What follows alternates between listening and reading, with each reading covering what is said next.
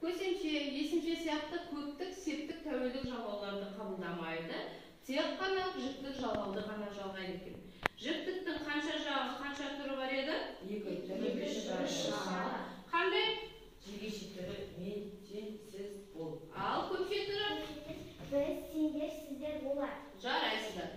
Енді А, Е, И және П, П тұлғалы көсемшелер ғана жіктеледі да, ал енді ғалы келі, қалы келі, майынша тұлғалы көсемшелер еш уақытта жіктелмейді.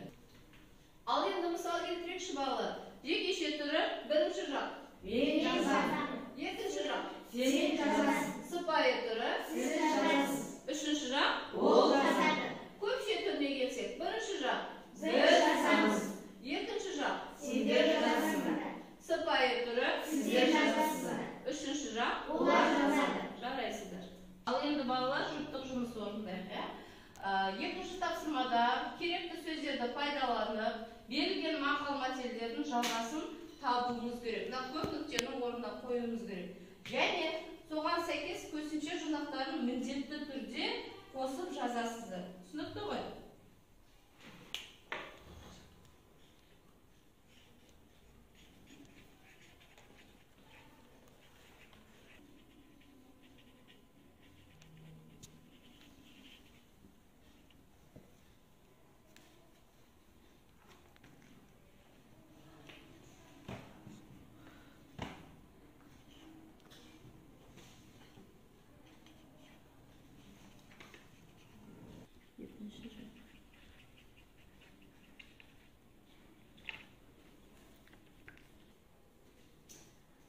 Бірінші мысалды оқиықшы.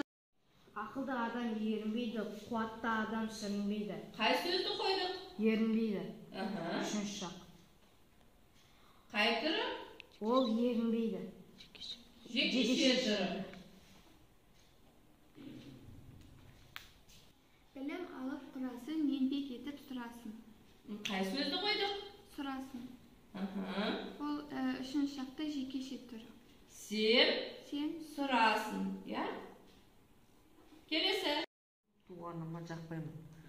Жақпаймын сөзін қойдық, бірінші жақ, жекеше. Мен жақпаймын.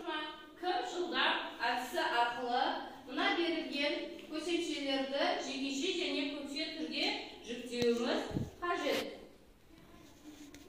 Осы берілген сөздердің қайсысын аласыздар? Сұрай. Дұрыс. Тағы? Мен жазан адам. Ал кірсіңіздер.